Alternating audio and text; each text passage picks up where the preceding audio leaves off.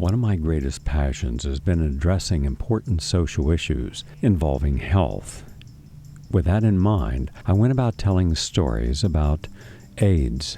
I did 5 separate documentaries, including Deconstructing the Myth of AIDS. The best evidence against the HIV hypothesis is that there is no evidence for it. In the vast scientific medical literature, over 100,000 journals published so far on HIV/AIDS, we cannot find anywhere in this vast literature the evidence that HIV causes AIDS, that AIDS is a contagious disease, or that it even sexually transmitted. AIDS Inc., my newest one. They'll backtrack a little bit, but they'll never give HIV up. We should continue as combatively as we can to speak out and shake up the dogma at all levels. The next generation of younger doctors is going to now be able to see all the information before them. AIDS: A Second Opinion.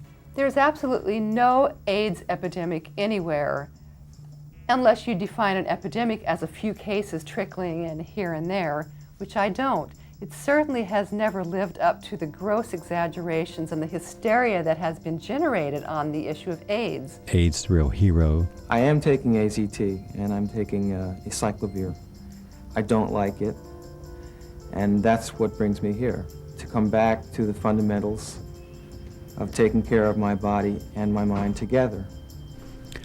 Also, I did a program called The Drugging of Our Children, which explained why millions of children each day are forced to take a psychiatric medication before they can go to school.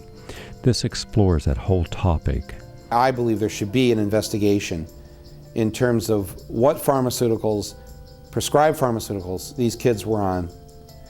And perhaps parents, it would have a shocking, it would be shocking, I think, to the millions of parents who prescribe this for their kids if it was finally explained to them, if this is the case, that this perhaps occurred for no other reason other than because of these prescriptions. Many of us are concerned about radiation, and especially what would happen if either a terrorist attack or an accident at one of the local nuclear facilities. In this case, the one just above New York City, 17 miles straight up the Hudson River. I produced a documentary called Fatal Fallout on this. A major meltdown or terrorist attack on a nuclear reactor could render hundreds of square miles permanently uninhabitable, in addition to killing tens of thousands of human beings. We must educate ourselves and stand up to the special interests who pollute our environment. It has been shown that when plants are closed down, the cancer rates dramatically decrease. We must start raising our awareness and work to have a better, more healthful planet. It is up to the people who care to make a difference. Future generations are counting on us. Today, more than 400,000 American soldiers who fought in the First and Second Gulf conflicts are suffering from Gulf War syndrome. They are not getting attention. Both Republican and Democratic administrations have refused to acknowledge that Gulf War syndrome is real. As a result, they suffer. More than 32,000 are supposed to have died. Yet their numbers of death and suffering are not included in any official statistics for those adversely affected by the Gulf conflict. I told their story in the multi-award-winning documentary, Gulf War Syndrome, Killing Our Own. People were actually getting worse. I had to give some of my men time off and told them just go somewhere and get your act together. They were falling apart. I started to have all kinds of weird problems, and they can't seem to give me a direct answer on what my problem is. Before that, I produced another film called Gulf War Syndrome, A Deadly Legacy. There is no one cause of Gulf War syndrome. Instead, we are dealing with a multiplicity of poisons. As is the case with most health issues, Gulf War syndrome is a complex problem. Servicemen have been plagued with a broad spectrum of chronic disorders. A variety of hazardous substances they encountered in the Gulf, including poison gases, diesel fumes, petroleum-related pollution, parasites, experimental medications, and biological warfare agents are all part of the syndrome. And also Friendly Fire, 3 separate documentaries over a 10-year period on this important topic. I served in the first Gulf War, and then went on later in the last 3 years of my career to serve in the office of the Secretary of Defense, working in the department that was researching and putting out information on Gulf War illnesses.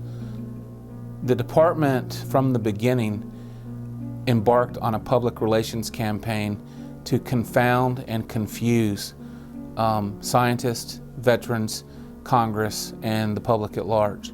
In addition, I have produced a documentary called Prescription for Disaster, which focuses upon what's wrong with the American healthcare system. Why is it that we could have a better chance of being born healthy in many other countries or living longer in 47 other countries than in the United States? More than 50% of the money that the FDA spends reviewing drugs comes from the pharmaceutical companies. Many people see that as an absurd conflict of interest. One of the most contentious controversies today is involving immunization through vaccination. All those parents whose children were healthy until they were vaccinated, those physicians and scientists who have looked at the evidence now are willing to question the safety and efficacy of vaccines. This led to Vaccine Nation, one of my newest documentaries. No one around here is going to say that mercury per se is not a concern. I mean, I could sit here and go on and on and on with the quotes from this meeting. It absolutely, I mean, there's no words for what they've done other than absolutely criminal. This document alone should have brought down officials at the CDC. My latest documentary is called Autism Made in the USA, and it explores why we have this epidemic. Doctors and other experts now believe a multitude of factors cause autism. Mercury-based preservatives, live viruses, and other agents in vaccines are known culprits, but a host of other toxins are blamed as well. From 1998 through 2009, I have produced more than 16 original programs for various public television stations around the country. These have been very well received, and amongst these are How to Live Forever, Get Healthy Now, For Women Only, De-Stress Now, The Art of Health,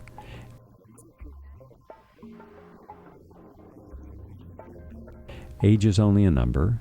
The bottom line, we begin to age the moment we're born.